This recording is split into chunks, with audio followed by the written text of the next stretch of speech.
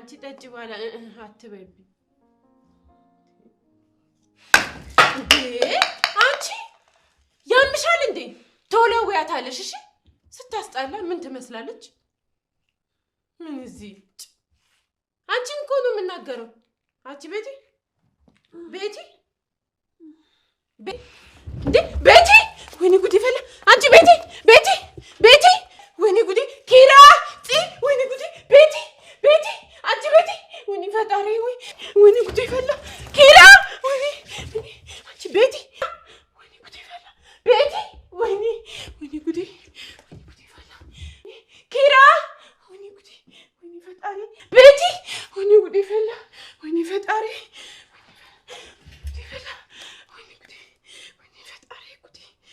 ዛሬ ቤቲ አንቺ ቤቲ መድኃኒቶቿን ያለ ፕሮግራም በመጠቀም ሆስፒታል ገባች። ኪራ በሊና በጣም ተናደደባት። ሊናም እንዴት እንዲህ ታረጋለህ? እኔ ገረድ አይደለሁም በማለት ከዛ ቤት ለመውጣት ወስናለች።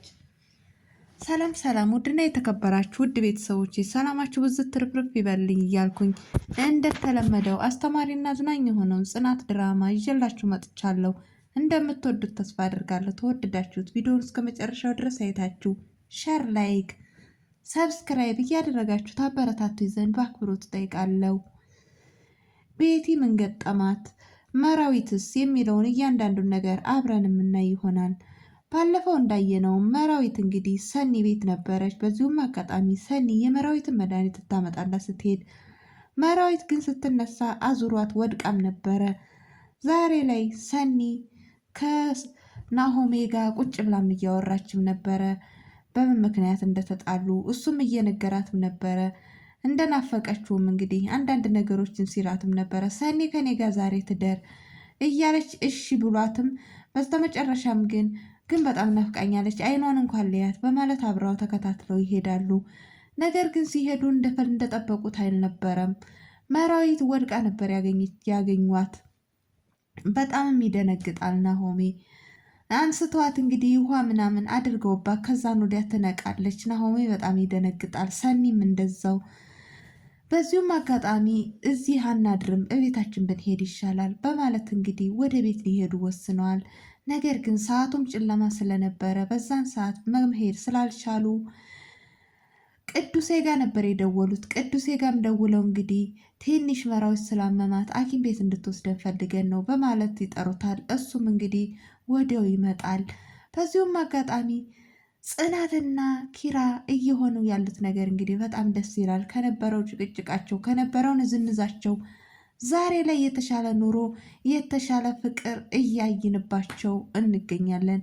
እንግዲህ የጓደኞቿን ምክር በመስማት ዛሬ ላይ ምክሮቿን የተቀበለችውን ምክር ተግባር ላይ በመዋል እንግዲህ ዛሬ ላይ ጸባዋን አስተካክላ አለስልሳ ኪራንም እንግዲህ በጸባይ እየተቀበለችው ትገኛለች። እሱም በጣም ተደስቷል። በዚሁም አጋጣሚ ሰኒ ጽናት ጋር ትደውላለች። ጽናት ጋርም ትደውልና መራዊት እንዳመማት እሷ ቤት እንደነበረች መድኃኒት ልታመጣላት ስትሄድ ወድቃ እንዳገኟት ትነግራታለች። ጽናትን በጣም ትደነግጣለች። ተያይዘው ይሄዳሉ ተኪራ ጋርም እንግዲህ ሲሄዱ በዚሁም አጋጣሚ ቅዱስና ኪራ ናሆሜ ስለምንድን ነው የተጣላችሁት? ችግር አለ ወይ እያለ አንዳንድ ነገሮችን እየጠየቀውም ነበረ። ነገር ግን ናሆሜ የተፈጠረውም ነገር ሲነግረውም ነበር። አጥፍታችኋል፣ ትክክል አላደረጋችሁም። ሁሉም እንግዲህ እየፈረዱት በእነሱ ነው። ነገሩን እስከ ዛሬ ድረስ መደበቅ የለባችሁም ነበር፣ በጊዜ መናገር ነበረባችሁ እያሉ እንግዲህ በእነሱ ነገር ፈርዶባቸዋል። በናሆሜ እናት እየፈረደ የለም። አዎ ትክክል ነው። እሷም ስለዋሿት ነው የተናደደችው። ነገር ግን እናት ነችና የእናት አንጀት ደግሞ ሩሩ ነው ይባላል አይደለም? እና በቅርቡ ትመለሳለች ብለን ተስፋ እናደርጋለን። ነገር ግን መራዊት አሁንም ቢሆን እያሳሰባት ይገኛል። የናሆሜ እናት አሁንም እያሳሰባት ይገኛል። ስልክ በተደወለለት ሰዓት እናትህ እንዲህ ነች እያለ በቃ የቤተሰቦቹ ነገር ነው እያስጨነቃት ያለው። ናሆሜ እናተ ከአንድ ነገር ብትሆን እስከ መፈጠር የራሴን ሁሉ ነው የምጠላው እያለችም ስትልም ነበረ። በዚሁም አጋጣሚ እንግዲህ ኪራና ጽናትም ተያይዘው እሷን እንዲጠይቋት ሄደዋል። እንግዲህ አንዳንድ ነገርም እያሏትም ነበረ። በዚህ ሰዓት ያልተገኝን ጓደኝነት አሁን የኛ ምንድን ነው እያለች እንግዲህ እሷም ራሷን ወቀሰች ነበር ማለት ነው ጽናት። በዚሁም አጋጣሚ አንዳንድ ነገር ሰጥተዋት ወደ ቤት ለመመለስ ወስነዋል። እንግዲህ ቤቲ ምን ታደርጋለች? የነበራትን መድኃኒት ባለማወቅ እንግዲህ የሚጣፍጠውን ነገር አገኘሁ በማለት ያለውን ነገር ደብቃ ለመቃም ሞክራለች። በአጋጣሚ ቤት ሰኒ መታባትም ነበረ። ነገር ግን መድኃኒቱን ደብቀዋለች።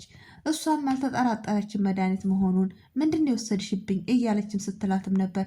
ነገር ግን ምንም አልወሰድኩብሽም በማለት ይዛ የሄደችውን መድኃኒት እንዳለ ሁሉንም ውጠዋለች ማለት ነው።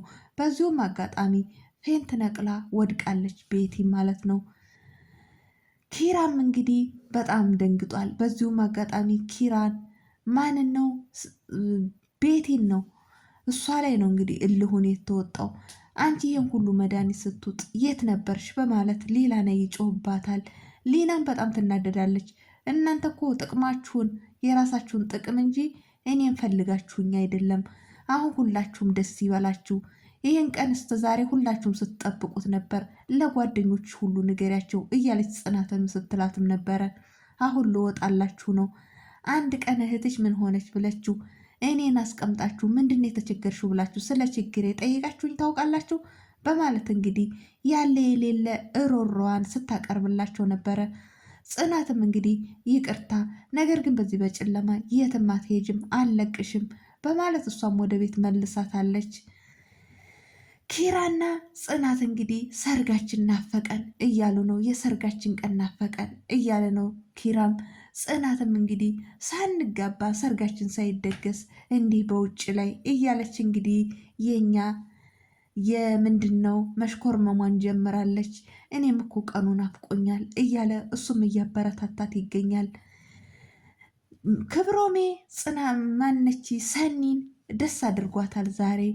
እንደ አጋጣሚ ሰኒ እነ ናሆሜ ቤት ነበረች። እሱም ወደ ቤት ሲሄድ እቤት የለችም ነበር። ለምን ዛሬ ሰኒን ፏ አድርጌ ሰርፕራይዝ አላደርጋትም በማለት እንግዲህ አበባውን ጎዝጉዞ ደስ በሚል ሁኔታ ጠብቋታል። እሷም ቤቷ ውስጥ ስትሄድ በጣም ተገርማለች። ይህ ቤት የኔ ነው ወይንስ የማን ነው ብላ ቤቷን እስከምታጣው ድረስ። በዚሁም አጋጣሚ ክብሮሜ ይመጣል። ማነካን ለምን እንደዚህ እንዴት እንደዚህ ያደረከው ብቻ ቃላት እስከሚያጥራት ድረስ ስታወራው ነበር። በየት ገባክን ብላ ስጠይቀው በዚህ በበርኗ ነው ወይንስ ግንቡን ሰብሬ የገባሁ ልበልሽ እያለም ሲላትም ነበረ። ነገር ግን እሷ ደስተው ያደረገው ድርጊት በጣም አስደስቷትም ስለነበረ ቃላቶች ሁሉ አጥረዋትም ነበረ። እሱም ዛሬ ላይ ላደረግኩልሽ ሁሌም እንደዚህ እያደረግኩሽ ተጎንሽ ሊሆን ላስደስትሽ መቼም ላልለይሽ በዚሁ አይነት ደረጃ አብረን እንድንዘልቅ ቃል እገባልሻለሁ እወድሻለሁ ብሎም ይላታል። እሷም እንግዲህ ይህን ያህል ክብር ይህን ያህል ፍቅር ስለሰጠኝ በጣም አመሰግናለሁ ብላም ትለዋለች። አንቺ ሳትሆኝ እኔ ሳልሆን ይህን ፍቅር አንቺ ነሽ የሰጥሽኝ፣ አንቺ የሰጥሽኝ ነው እኔ የመለስኩልሽ እያለም ሲላትም ነበር። እንግዲህ ደስታዋን በጣም እያወሩ እየተደሰቱ ደስታቸው ውስጥ እያሉ በዚሁም አጋጣሚ አንድ ዘፈን ልዝፈንልክ ለአንተ የሚሆን ብላ እሷም ስዘፍንለትን ነበረ። የዘፈነችለት ስለ ፍቅሩ ስለ መልካምነቱ እሱ ከሷ ሌላ ማንንም እንደማያይ እሱ የእሷ ብቻ እንደሆነ ብቻ ቆንጆ ዘፈን ስዘፍንለትም በዚሁም አጋጣሚ ተመስጦ እያዳመጣት ነበረ። ስልክ ይደወልለታል። ስልኩም የተደወለው የኪራ ነው። ለመጀመሪያ ጊዜ አላነሳለትም። በሁለተኛው ደግሞ ሲደውል ይህም የሆነ ችግር አለ እንጂ ደጋግሞ አይደውልም ነበር በማለት ያነሳል። ነገር ግን እነሱም የደወሉት ቤቲ እንደታመመችና ሆስፒታል እንደገባችም ነበረ። በዛን ሰዓት የት ናችሁ ብሎ እሱም የድንጋጤ ስሜት ሲሰማው ሰኒም ደንግጣ መራዊት ምን ሆነች፣ ሰኒ ማነች፣ ጽናት ምን ሆነች እያለች እሷም ግራ ተጋብታ ነበረ። ሁለቱም ምንም አልሆኑም። ነገር ግን ቤቲ ነች መድኃኒት ውጣ ወድቃ ሆስፒታል የገባችው ብሎ ይላታል። እንግዲህ እብድ ሰው አይወደድም አይደል? እሷም ለማነች ጽናትና መራዊት ብላ የደነገጠችው ልጅ ቤቲ ነች ሲል እሺ በቃ እንሂድ ብላ እሷም ተረጋግታ እንግዲህ ወደዛ ለመሄድ ሞክረዋል። ናሆሜም ጋር ደውሎም ነበረ። እሱም እንግዲህ ናሆሜ ጋም ሲደውል መራዊት እንደዚሁ ደንግጣለች። ማነች እያለች ስትጠይቀው ነበረ። ነገር ግን እሱም ቶሎ አልነገራትም። እባክህ ካታስጨንቀኝ ንገረኝ እያለች ስትጨቀጭቀው ኪራ እንደሆነ ይነግራታል። እና ኪራ እንዴት እንደዚህ በዚህን ሰዓት ይደውላል? ምን ሆኖ ነው? ምን ሆነች ብላ እሷም እንግዲህ ለእሷ ስታስብ ነበር። ነገር ግን እሷ ምንም አልሆነችም። ጽናት ቤቲ ነች ታማ ሆስፒታል ገብታለች ብሎ ይላል። ወይ ብለው እንግዲህ በራሳቸው በህይወታቸው እየተገረሙም ነበረ። ናሆምም እንግዲህ ህይወት እንዲህ ናት በማለት እሷን ሲያጽናናት ነበረ። እናቱ ምንም ነገር እንደማትሆን እንግዲህ ለእሷም ሲያበረታታት ነበረ።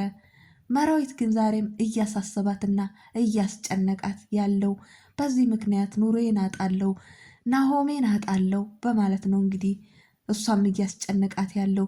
ነገር ግን ናሆሜ መቼም ቢሆን ይህን ቀን ጠብቄውም አላቅም፣ ይሆናልን ብዬም አስቤው አላቅም። አሁንም ቢሆን አይዞሽ ተጎንሽ ነኝ እያለ እያበረታታት ይገኛል።